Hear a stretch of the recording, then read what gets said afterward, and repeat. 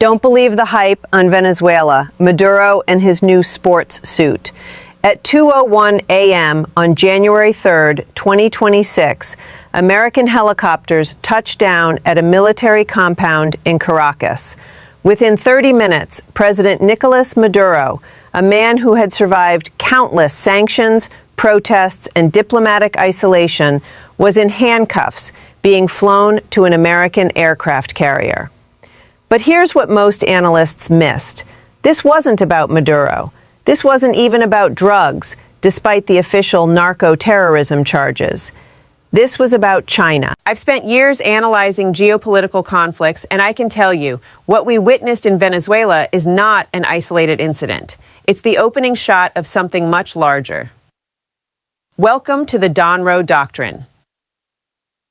And if you think this is just Trump being Trump, playing tough for his base, I'm going to show you why this might be the most consequential American foreign policy shift since the Cold War. While America was busy bleeding treasure and credibility in Iraq, Afghanistan, and now Ukraine, something profound happened in its own backyard. China didn't invade Latin America. It did something far more effective. It bought it. The numbers tell the story. In 2000, China's trade with Latin America was negligible, about $12 billion. By 2024, it hit $518 billion. That's a 40-fold increase in 24 years.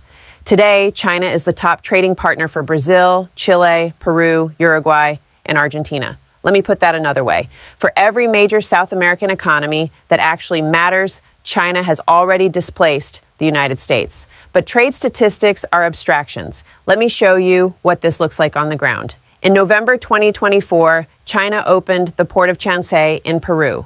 This isn't some small-time facility. We're talking about a $3.5 billion deep-water megaport, majority owned by COSCO, a Chinese state company with fully autonomous cranes capable of handling ships too large for the Panama Canal. The significance? Chancay creates a direct maritime corridor from Shanghai to South America that completely bypasses North American ports. A voyage that used to take 35 days now takes 23. Costs drop by 20%. China's ambassador called it the Shanghai of South America.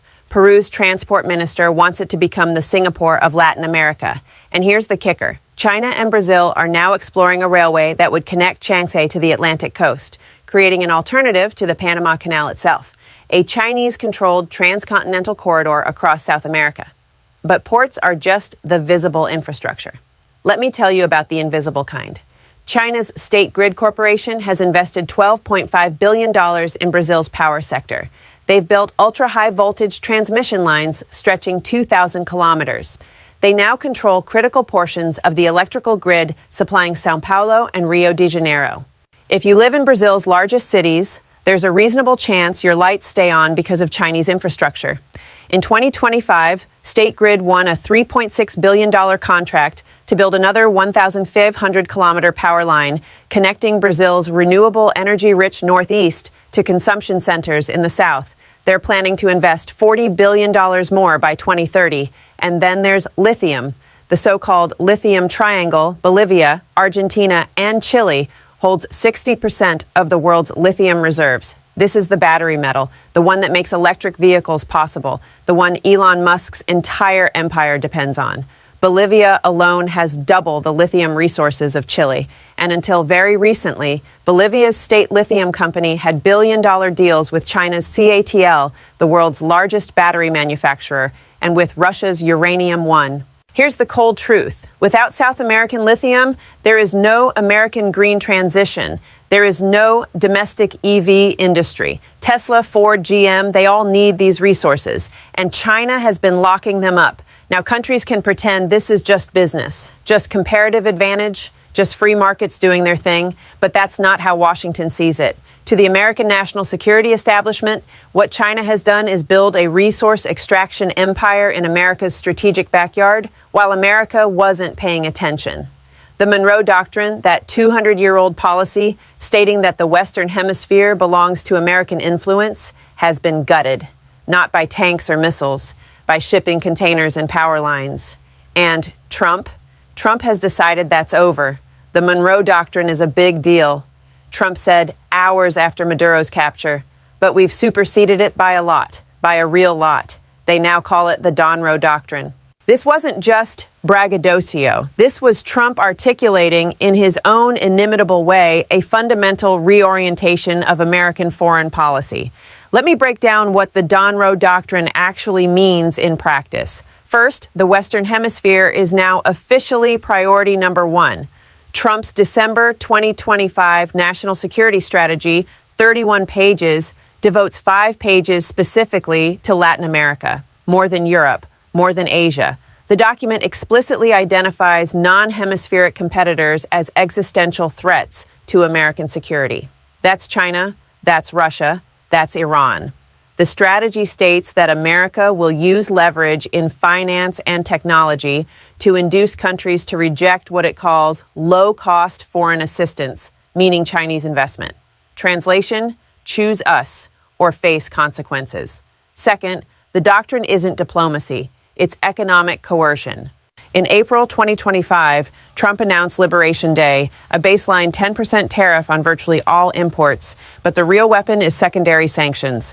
Countries that maintain Chinese economic relationships face escalating penalties. The message to Latin American governments is simple. You can trade with China or you can trade with us. Pick one. Mexico has already gotten the message. Under intense pressure, Claudia Sheinbaum's government is advancing legislation to impose tariffs up to 50% on Chinese goods, specifically to prevent Beijing from using Mexico as a backdoor into the American market. Third, military force is explicitly on the table. Venezuela proved this isn't bluster. But Venezuela was the easy target, a pariah state with no powerful friends willing to fight for it. The doctrine goes further. Trump's team has expanded the Monroe Doctrine's geographic scope from the Aleutian Islands to Greenland and the North American Arctic to Antarctica. They've announced expanded military deployments across the Caribbean, Central America, and the Pacific approaches. Secretary of State Marco Rubio traveled to Panama within weeks of taking office, delivering an ultimatum: reduce Chinese influence over the canal or face American measures. Panama got the message. Hutchison Holdings, the Hong Kong company operating ports at both ends of the canal, is now selling those assets to a BlackRock-led American consortium. Panama has withdrawn from China's Belt and Road Initiative. Fourth, the carrot and stick approach. Bolivia's new president, Rodrigo Paz, elected in late 2025, is already terminating lithium contracts with China and Russia. His foreign minister announced they're seeking a long-term relationship with the United States. In exchange, Washington is offering IMF credit lines, IDB financing, and technology transfers. Argentina's Javier Milei has become Trump's closest regional ally. When Trump threatened Panama, Milei declared his unequivocal support for delivering the canal to Trump. He was the only regional leader to refuse signing a CELAC statement defending Panamanian sovereignty. The hemisphere is being sorted, allies and adversaries. Dollar or yuan. So where does this lead? Let me walk you through the pressure points that could explode. Mexico is the front line.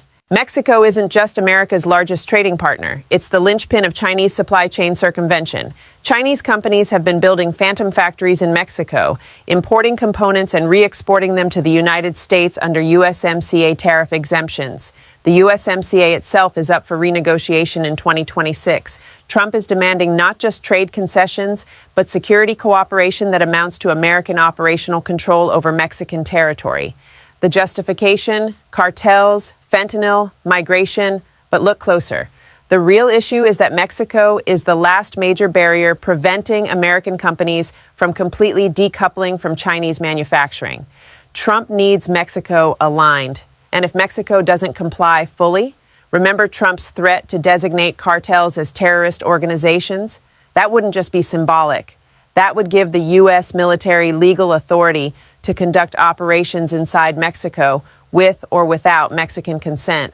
Brazil presents a different challenge. This isn't a weak state that can be bullied. Brazil is the world's 9th largest economy. It has the Amazon, it has oil, it has agricultural exports that both America and China need. And Lula has made clear he won't choose sides.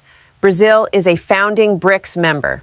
At the May 2025 China CELAC summit, Lula stood beside Xi Jinping announcing $3 billion in new Chinese renewable energy investments. State Grid is building more power lines. BYD is opening electric vehicle factories. But Brazil also hosts American investment. Its commodities flow to U.S. markets. Its military has traditional ties to Washington. The Trump administration initially slapped 40% tariffs on Brazilian agricultural exports. They've since been partially rolled back, but the threat demonstrated the leverage America holds. The question is whether Brazil can maintain its strategic autonomy when both superpowers are demanding alignment. Here's a flashpoint almost no one is discussing. Argentina hosts the only deep-water port capable of servicing Antarctic operations, Ushuaia. China has been expanding its Antarctic presence with multiple research stations and increasing naval activity in waters the United States considers strategically vital. Under Milei, Argentina has pivoted hard toward Washington. But what happens if a future Argentine government decides Chinese investment in Patagonian ports is more attractive than American demands? The December 2025 National Security Strategy explicitly extends the Donroe Doctrine to Antarctica. That's not an accident. And then there's Nicaragua. This might be the wildest card. In November 2024, Daniel Ortega revived his long-dormant plan for a Nicaraguan interoceanic canal, 445 kilometers connecting the Atlantic to the Pacific, dwarfing Panama's 80-kilometer route. The pitch, made directly to Chinese investors, is a canal wide enough and deep enough to handle the megaships Panama can't accommodate. A route completely outside American influence, a permanent alternative to U.S. dominance of hemispheric maritime logistics. The price tag, between $50 billion and $80 billion. Only a state actor could finance it. If China's access to the Panama Canal becomes untenable under American pressure, Beijing has a backup plan sitting on the table. Now, here's the question everyone should be asking: why won't China just leave? And the answer is brutally simple. It can't. China's economy is structured around manufacturing exports and resource imports. It needs Brazilian iron ore. It needs Chilean copper. It needs Bolivian lithium. It needs Venezuelan oil. These aren't luxuries. These are existential inputs. If America successfully forces Latin America to choose, and Latin America mostly chooses America, China faces resource strangulation, not immediately, not catastrophically, but slowly, steadily. The raw materials that feed Chinese industry become more expensive, harder to access, subject to American approval. That is unacceptable to Beijing, which means China will fight back. We're already seeing the playbook. Hours after the Venezuela strike, China conducted Justice Mission 2025 military exercises simulating blockades of Taiwan's largest ports. The message was unmistakable. If you can conduct military operations to secure your strategic interests, so can we. Analysts in Beijing are explicitly noting that Trump's willingness to use force in Latin America provides rhetorical ammunition for similar Chinese actions in the Taiwan Strait. This is the escalation trap. America acts in its hemisphere. China acts in its neighborhood. Each action justifies the other. Each response raises the stakes. In 1962, the Cuban Missile Crisis brought the world to the brink of nuclear war over Soviet missiles 90 miles from Florida. What I'm describing isn't nuclear, but in some ways, it's more dangerous because this isn't a single crisis that can be resolved through negotiation. This is structural competition over the economic arteries of the global system. There's no missile to remove, no single concession that fixes it. Either China maintains its resource access to Latin America, or America reasserts hemispheric dominance. Both cannot happen simultaneously. That's why I believe we're heading toward a long confrontation. Not necessarily hot war, though Venezuela shows that's possible, but sustained economic warfare, competing infrastructure, proxy political battles, coups and counter-coups, a second Cold War. But this time, in America's backyard. There's one more actor in this drama that we haven't properly discussed: Latin America itself. For 20 years, Latin American countries benefited from great power competition. They could play Washington against Beijing, extracting concessions from both. Chinese investment filled gaps that American neglect created. That era is ending. The Donroe Doctrine is forcing a choice. and the consequences of choosing wrong from Washington's perspective have become viscerally clear. Venezuela's Maduro chose wrong. He's now in a Manhattan jail cell facing drug trafficking charges. While American officials discuss who will run his country, other leaders are watching. Bolivia's Paz pivoted immediately after taking office. Panama's Molino folded under pressure. Argentina's Milei never needed convincing, but not everyone will comply. Brazil won't abandon its China relationship without a fight. Mexico's nationalism runs deep. Cuba and Nicaragua are ideologically committed to resisting American hegemony.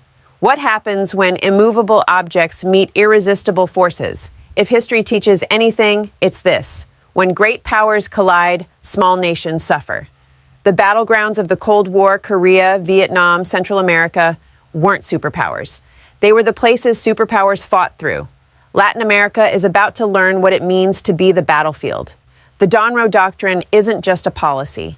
It's a declaration that neutrality is no longer an option, that the era of multi-alignment is over, that America is, in Trump's own words, back home, and it's angry.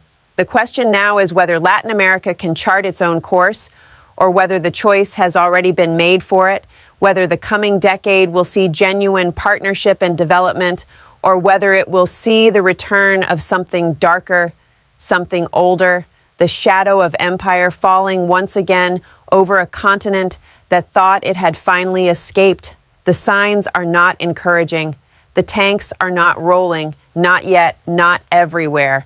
But the pressure is mounting. The ultimatums are being delivered. The choices are being demanded. And in boardrooms and presidential palaces from Mexico City to Buenos Aires, leaders are calculating not what is right, not what is just, but what is survivable. That's the world the Donroe Doctrine has created.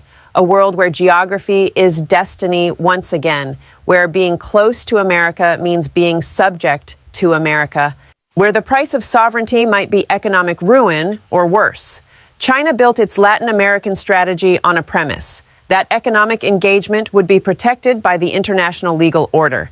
That sovereignty meant something. That trade could flow regardless of politics. Venezuela proved that premise was contingent on Washington's restraint, and that restraint has ended. What comes next is uncertain. But one thing is clear. The rules have changed, the game has changed, and Latin America, caught between two giants, will bear the consequences.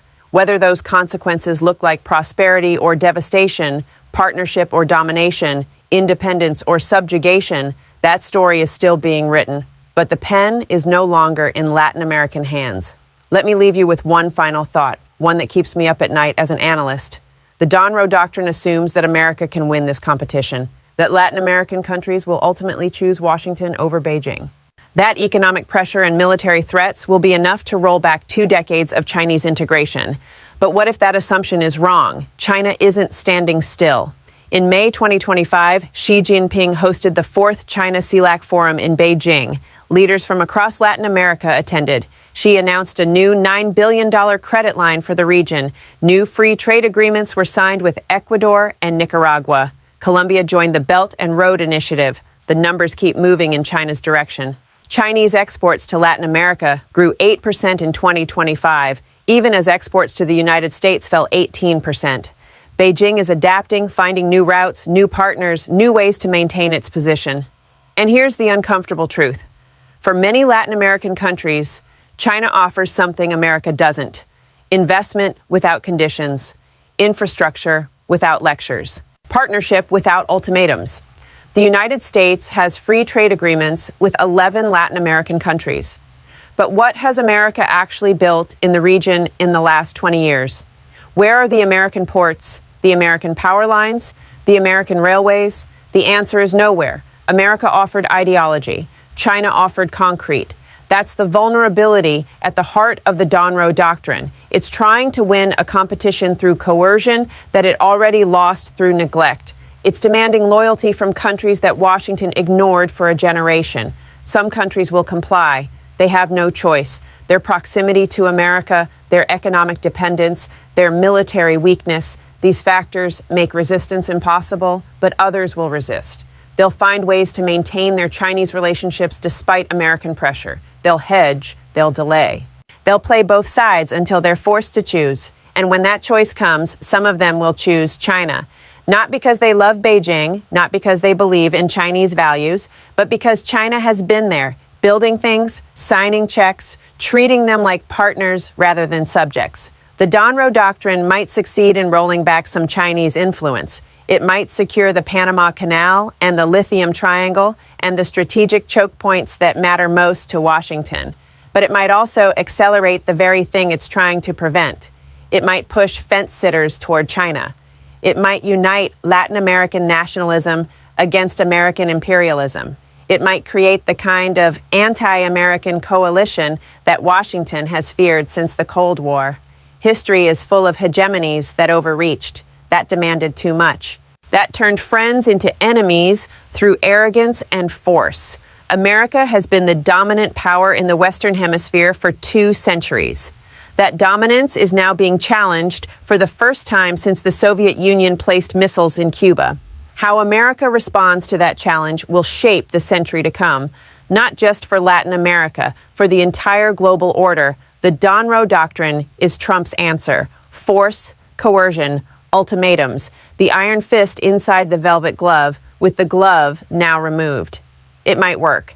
Empires have been built on less, but it might also fail. And if it fails, if Latin America slips further into Chinese orbit, despite everything America throws at it, then the Donroe Doctrine won't be remembered as a restoration of American power.